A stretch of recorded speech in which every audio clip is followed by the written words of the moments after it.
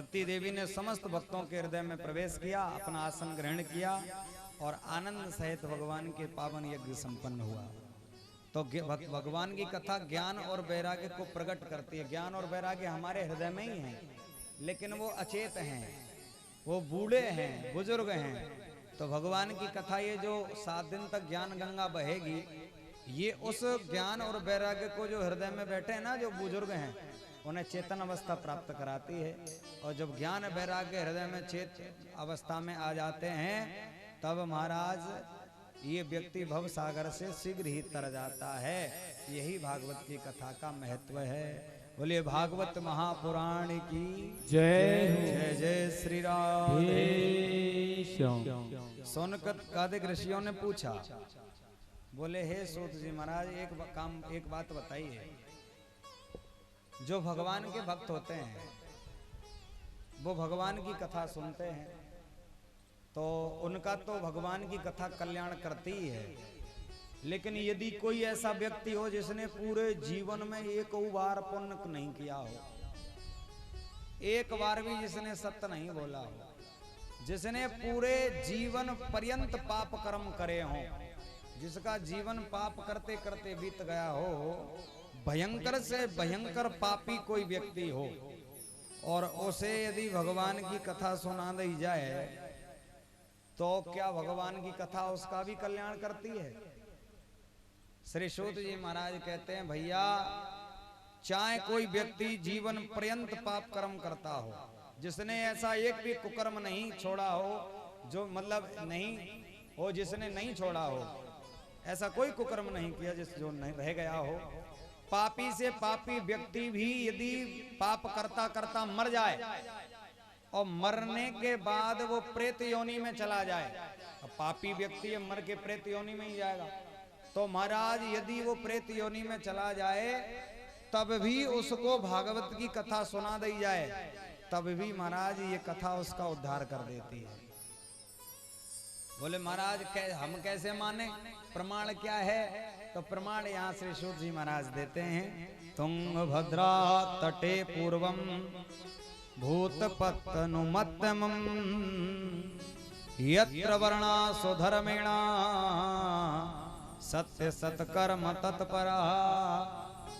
तुंगभद्रा नदी के तट पर एक बहुत ही सुंदर नगर है, जिसे अनुपम नगर कहते हैं। उस नगर में आत्मदेव नाम के ब्राह्मण वास करते हैं सजन। एक पत्नी है जाको नाम है धुंधली। आत्मदेव मतलब जिसने आत्मा को अपना देव मान रखा हो, उसे आत्मदेव कहते हैं। और धुंधली बोले जिसके मन में अज्ञान रूपी धुंध छाया हुआ है, उसे धुंधली कहते हैं। धुंधली का स्वभाव कैसा है? बोले महाराज जब तक श्रीमान जी घर पे रहे तब तक तो इतना प्रेम करे, इतना प्रेम करे महाराज, कभी पानी का जल का लोटा भर के लेके आवे, कभी महाराज भोजन की थाली लावे, और कभी महाराज आगे से आगे सारी व्यवस्थाएं करे। और जैसे ही श्रीमान जी घर के बाहर, पंडित जी घर के बाहर चले जाते, तो महाराज संग की सहेलियों से बुराई किया करती थी, हमारे घर में तो ये नहीं है, और हमारे श्रीमान जी तो बहुत ही बेकार हैं, क्या करें। ऐसा इसका लक्षण है।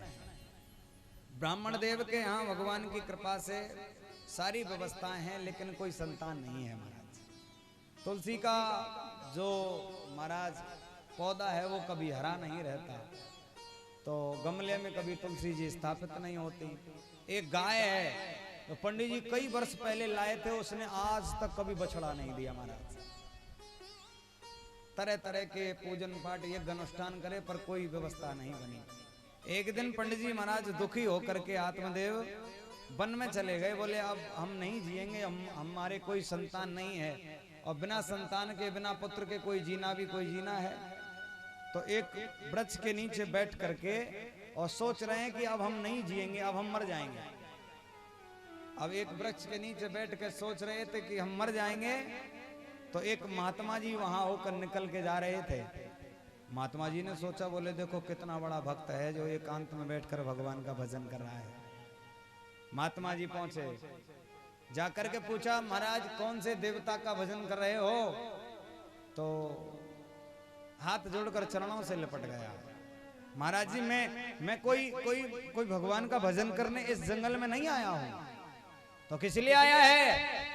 महाराज मेरे यहाँ कोई पुत्र नहीं है, और कहते हैं महाराज जिसकी संतान नहीं है उसका मुख देखना भी अमंगल होता है, और हमारा मुख देखने से यदि किसी का अमंगल होता है तो ऐसे मुख को नष्ट कर देने में ही भलाई है। महाराज मैं अपने प्राणों को त्यागने यहाँ पर आया हूं, अब मैं नहीं जीऊंगा। महात्मा जी कहते हैं भले आदमी, तेरे यहाँ कोई संतान नहीं है, पुत्र नहीं है, तो भगवान की बहुत अच्छी कृपा है। तो एक काम कर, भगवान को ही अपना बेटा मान ले, क्योंकि भगवान तो हर स्वरूप में है। जाकी रही भावना जैसी प्रभु मूरत देखी तन तैसी, तो ठाकुर जी को अपना पुत्र मान ले। बोले नहीं महाराज ऐसे नहीं काम चलता है, पुत्र तो होना ही चाहिए। महाराज आप ठहरे साधु महात्मा, तुम्हें क्या पता कि पुत्र की कितनी आवश्यकता रहती है। महात्मा जी बोले अच्छा क्या क्या आवश्यकता है? बोले महाराज पुत्र पैदा हो जाएगा, हमारे धन दौलत का कौन रखवाला होगा? हम बूढ़े बुजुर्ग हो जाएंगे, हमारी सेवा कौन करेगा? महात्मा जी ने बड़ी सुंदर बात कही, हे भले आदमी, चल मैंने मान लिया कि पुत्र बुढ़ापे में सेवा करेगा, लेकिन कोई जरूरी है पुत्र ही हो जाए? को पुत्र भी तो हो सकता है। जो सेवा करना तो दूर की बात, घर में रहना भी दुर्लभ कर देगा। कोई जिम्मेदारी है, गारंटी है कि नहीं हमारे पुत्र ही होगा, सपूत ही होगा? महाराज को पुत्र भी तो हो सकता है। अब बोले महाराज पुत्र तो बेटा तो कैसे होए, भले चाहे पुत्र होए चाहे कुपुत्र होए, लेकिन होना जरूर चाहिए। और मैं सत्य कहता हूं महाराज, यदि आपने मेरी ये मनोकामना नहीं सुनी ना, तो मैं आपके सामने ही इस पत्थर से सिर को फोड़ करके अपनी जान दे दूंगा, प्राण त्याग दूंगा। महात्मा जी सोचे मर जाएगा। बोले संत हृदय नवनीत समाना, दया आ गई। झोली से एक फल निकाला, बोले जाओ जाकर पत्नी को खिला देना। ठाकुर जी ने चाहा, गोविंद ने चाहा तो पुत्र होगा। दौड़ता हुआ गया, जाकर के द्वार बंद हैं, चिल्ला रहा है, देवी धुंधली सुनती हो? अरे धुंधली सुनो तो सही, देखो मैं क्या लेकर आया हूँ। धुंधली देवी दौड़ के आई, द्वार खोला। कहा बात है, क्यों चिल्ला रहे हो, क्या लेकर आए हो? बोले देवी देखो मैं तुम्हारे लिए फल लेकर आया हूँ। धुंधली देवी माथे को पकड़ करके कहने लगी, हे भगवान, हल्ला तो इतनी जोर से मचा रहे जैसे 9 लखा हार लेके आए हो, कोई मोकू नई साड़ी लेके आए हो। फल लेके आए तो क्या मैंने फल खाया नहीं है? ब्राह्मण कहते हैं, बोले देवी ये कोई साधारण फल नहीं है, ये साधु संत महात्मा ने गुरुजी ने दिया है और कहा है कि अपनी पत्नी को खिला देना, इसके खिलाने से तुम्हारे यहाँ पुत्र होगा। अच्छा हाँ ठीक है महाराज। अब उसे फल को लेकर के और चली गई अंदर। बोले स्नान इत्यादि करके पूजन पाठ करके खाऊंगी। आत्मदेव जी चले गए गांव में अपने मित्रों के पास, वन में वही घटना का वर्णन सुनाने लगे। धुंधली बैठी बैठी सोच रही है, इस फल को खाऊं नहीं खाऊं, खाऊं या नहीं खाऊं। पड़ोस में एक सहेली रहती है, उसे जो जल्दी से बुला के लेके आई। बहन तू बता, हमारे श्रीमान जी कहते हैं इस फल को खा लेना, इससे बेटा हो जाएगा, तू बता बहन कहीं फल खाने से बेटा पुत्र होता है क्या? पड़ोसन बोली, बहन देख साधुओं की कृपा है, संतों की कृपा है, हो भी सकता है, तू तो इसे खा ले, होना होगा तो ठीक है, नहीं तो नुकसान तो कोई होने वाला है नहीं, तो ठीक है। धुंधली देवी खाने लगी। बोली बहन मैं एक बात बताऊं, मैंने सुनी है कि जब माताएं गर्भवती होती हैं तो ज्यादा डोल भाग नहीं कर सकती, कहीं आ जा नहीं सकती, काम नहीं कर सकती, तो बड़ी दिक्कत होगी। पड़ोसन बोली बहन कोई बात नहीं है तो क्या हो गया, मत आना जाना, तुझे कहाँ रेस करने जाना है, आराम से चकाचक बैठी रहना, खूब बढ़िया, और कोई दिक्कत नहीं है। रही बात काम की, तो तेरी 2 ननद भी तो हैं, उनको बुला लेना। वैसे भी घर में जब कोई बालक होता है तो उस बुलाते ही नंदों को, तो बुआ को तो बोली बहन क्या कह रही है, दोबारा मत कह दीजिए, तो पता ना है मेरी जो नंद है ना वो बहुत बड़ी चोटी है, और मैं तो बालक को जन्म दूंगी और वो घर में सब माया को सब इकट्ठे करके थैलान में भर भर के लेके चली जाएंगी। प्रेम से बोलो राधे। तो बोली बहन नौकरानी रख लेना, ठीक है। खाने लगी। बहन मैं इस फल को खा लूं, पर एक समस्या और है, मैंने सुनी है कि जब बालक का जन्म होता है तो जन्म होते समय जब जो समय होता है माता का, जो जैसे जापे का समय होता है, तो उस समय एक ही बिस्तर पर 2-3-4 दिन रहना पड़ता है महाराज। कहीं उठ नहीं सकते, खड़े नहीं हो सकते। मेरे यहाँ बालक होगा, मैं एक ही खाट पे बिस्तर पे पड़ी रहूंगी, और उसी समय गांव में आग लग जाए तो पूरे गांव के लोग तो भाग जाएंगे, मेरे पे चला नहीं जाएगा, मैं रह जाऊंगी। और फिर मैं क्या करूंगी जब जल के मरी जाऊंगी। तो ऐसे बेटा को कहा जरूरी है महाराज। पड़ोसन बोले देख बहन खानो है तो खा ले, ना खानो तो मैं जा रही हूँ। चली गई। श्रीमान जी घर पे आए, पूछा धुंधली फल पाया कि नहीं? बोले महाराज मैंने पा लिया है, भगवान का नाम लेकर मैंने खा लिया। सीधे साधे ब्राह्मण थे। दूसरे दिन अपनी छोटी बहन के यहाँ गई, कहती है बहन तू बता क्या किया जाए। छोटी बहन यही चाहती थी कि इसके यहाँ कोई संतान ना हो, ताकि इसकी सारी धन दौलत मेरे बेटा बेटी की हो जाए। कहने लगी काहे को वैसी फालतू में बहन, इतनी सी बात के लिए इतनी बड़ी परेशानी। तो पता बहन मैं भी गर्भवती हूँ, और जब मेरे जब पुत्र होगा ना 9 महीने बाद, तो मैं उसे तुझे दे दूंगी। तू मुझे थोड़ा बहुत पैसे दे देना, तो मैं मेरे पति का मुख बंद कर दूंगी और तुझे पुत्र मिल जाएगा। और बहन देख तू और मैं तो दोनों बहन हैं, अब पुत्र मेरे गर्भ से होए चाहे तेरे गर्भ से होए, बात तो एक ही है। धुंधली ने कई बहन तैने तो मेरी पूरी समस्या 1 मिनट में ही सही कर दी हैं। मैं तो कर लेते कजुम पानी तक ना पियो, मो तो ऐसी चिंता है रे, तैने तो मेरी चिंता 1 पल में ही दूर कर दी। अच्छा बहन यूं बताया फल को कहा करूं? बोले एक काम कर, जाके गैया है ना तेरे आंगन में गाय जो बंदी है, बापू जाके खिला दीजो तो पता चल जाएगा कि फल असली है कि नकली है। महाराज ऐसा ही किया, गाय को फल दे दिया, पेट पर कपड़े इत्यादि लगाकर गर्भवती होने का नाटक करती है। समय आने पर छोटी बहन के यहाँ पुत्र हुआ, चोरी छिपे लेकर के आई और कहा कि इस बालक ने मेरे ही पेट से जन्म लिया है, गर्भ से जन्म लिया है। कुछ ही देर बाद, कुछ ही समय बाद आंगन में जो गाय बंधी थी उसको भी एक पुत्र प्रकट हुआ। अब तो महाराज 2-2 पुत्र हैं। तो अब तो प्यारे भगवत गणों बड़ी प्रसन्नता होने लगी। कहाँ तो एक भी बेटा नहीं था, कहाँ 2-2 हो गए। बड़ा आनंद छाने लगा, आनंद सा छा गया। पंडित जी नामकरण करते हैं, जो गाय के जो पुत्र हुए उनके कान गाय के जैसे थे, इसलिए उनका नाम रखा गया गौकर्ण। बोलो गौकर्ण जी महाराज की जय। और जो दूसरे पुत्र हैं धुंधली के, बोले आत्मदेव कहते हैं कि मेरो नाम है आत्मदेव, मेरे लाला को नाम होएगो आत्माराम। धुंधली कहवे लगी महाराज एक लाला को नाम तुमने रख लियो ना गौकर्ण को, अब या को नाम रखवे की तो मेरी जिम्मेदारी है। और वैसा महाराज 9 महीना कष्ट मैंने पायो है, दुख सुख मैंने झेले हैं, तो बेटा को नाम तो मैं ही रखूंगी। पंडित जी बोले कोई बात ना है तू रख ले। तो बोले मेरो नाम है धुंधली, मेरे छोरा को नाम होएगो धुंधकारी, यथा नाम तथा काम। धुंधकारी कौन है? बोले जो अदा धुंध पाप करे उसे ही धुंधकारी कहते हैं। समय धीरे धीरे आगे बढ़ा, और भैया समय जब आगे बढ़ा, गोकर्ण पंडितो ज्ञानी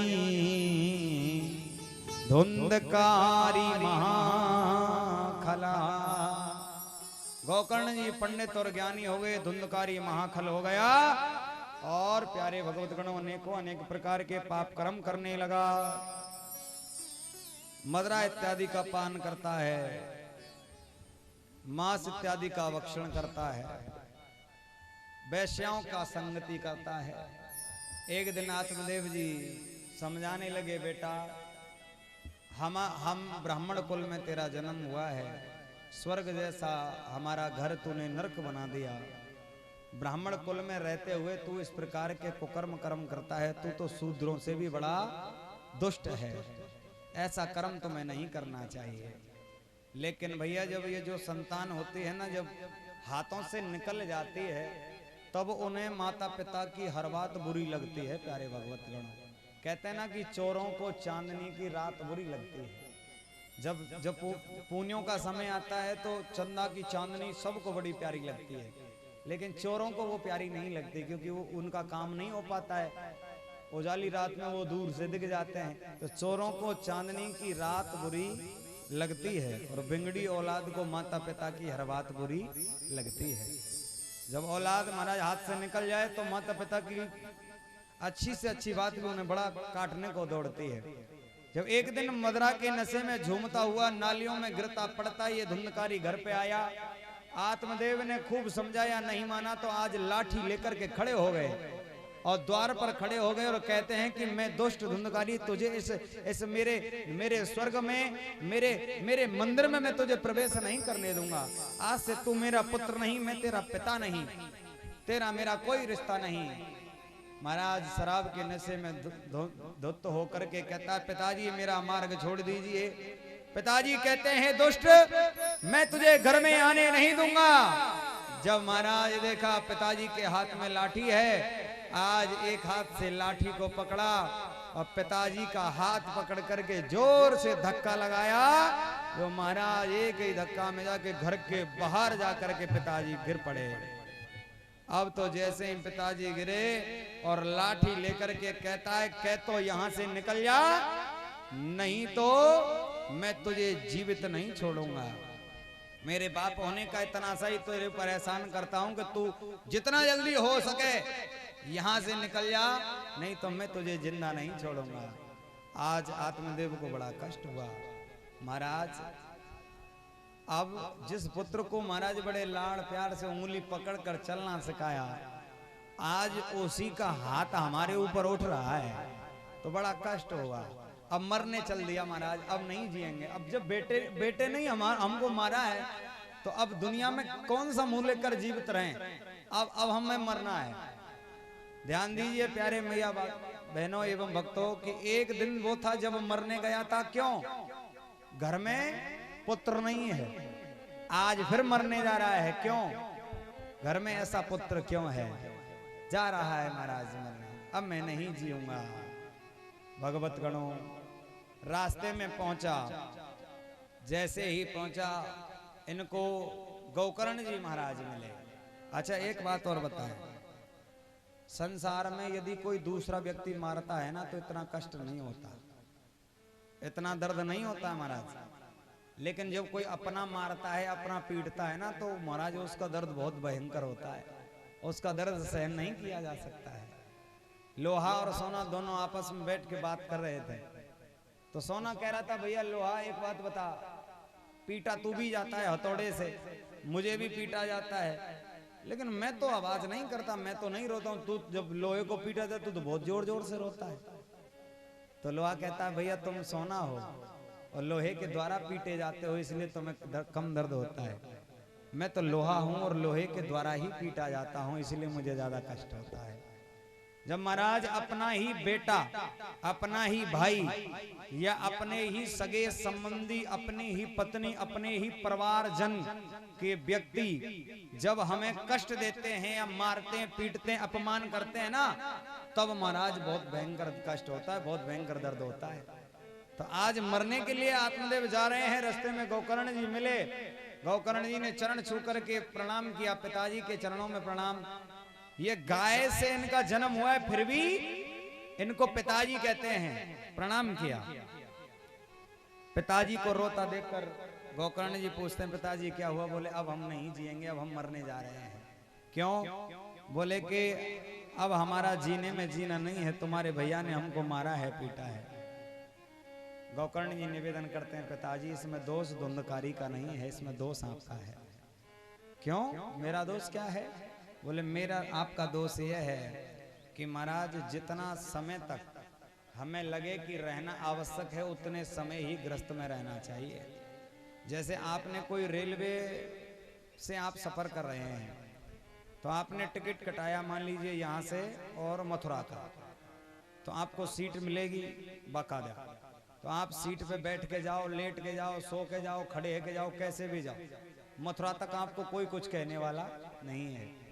लेकिन महाराज मथुरा तक आपके पास टिकट है। अब आपका रेलगाड़ी में इतने यार दोस्त बन गए कि उनसे बातचीत रेलगाड़ी में मिल जाते हैं ना, बोले तुम तो हमारे गांव के पास के हो, तुम तो हमारे यहाँ के हो, वहां के हो, तो उनसे इतना लगाव हो जाता है बात करते करते कि अब वहां मथुरा आ गया लेकिन उतरने का मन ही नहीं कर रहा है। अब रेलगाड़ी चलने लग गई आगे, अब टिकट था मथुरा के पास का, अब आगे पहुंचे तो काले कोट वाला टीसी आता है। वो क्या करता है, पहले सामान फेंक देता है, फिर तुमको उतार कर फेंक देता है महाराज, और हो सकता है चालान भी कट जाए। तो इसलिए समझदारी किसमें है, जहां तक का टिकट है वहीं तक सफर करने में समझदारी है। नहीं तो फिर महाराज जैसे सर टीसी आता है ना, तो वो चालान काटता है और अपमान करके निकालता है, तो अपमान होने से पहले ही देख लेना चाहिए अब हमारा टिकट समय पूरा हो गया। समझदार कौन है, बोले जैसे ही स्टेशन आवे बातें 10 मिनट 15 मिनट पहले ही अपना सामान आमान सब देख दाख कर कंप्लीट रहे, ये मेरे जूते हैं, ये मेरा कपड़ा है, ये मेरा मोबाइल, ये मेरा चार्जर, ये मेरा बैग, और महाराज बिल्कुल तैयार गेट पे खड़ा हो जाए, जैसे ही गाड़ी रोके और तुरंत उतर जाए, वो समझदार यात्री वो कहलाता है। लेकिन हम क्या करते हैं, अब तो स्टेशन पे रेलगाड़ी रुको गई, अब चलवे के लिए जब हॉर्न मारने लगी ना, तब जाकर के ढूंढने लगे मेरे जूता कहाँ है, मेरे बैग कहाँ है, मेरा फलाना सामान कहाँ गया। इतने में महाराज रेलगाड़ी निकल जाती है। तो कहने का हमारा अर्थ समझिए, जितना समय हमें लगे कि ग्रस्त में रहना हमारा आवश्यक है या ग्रस्त में हमारी चल रही है, तब तक तो ठीक है। लेकिन जब पता लगे कि अब महाराज अब तो चुप में ही सार है, तो महाराज बस चुपचाप रह के और ठाकुर जी का भजन करना चाहिए, उसी में परम शांति है, उसी में कल्याण है। प्यारे भगवतगण, आज गौकर्ण जी कह रहे हैं, पिताजी दुर्लभो मान सो देहो देह नाम छड़बंग रहा तत्रापि दुर्लभे मन्य बैकुंठ प्रिय दर्शन। ये दुर्लभ मनुष्य देह ठाकुर भगवान ने आपको दी है केवल और केवल भजन करने के लिए, लेकिन तुम तो इसे धन में इस माया में डुबो करके और यहाँ तक पहुंचे पर उसका नाम नहीं लिया। लेकिन अभी भी समय है, इस समस्त कार्यों को छोड़ करके परमात्मा का नाम लीजिए और वही काम आएगा।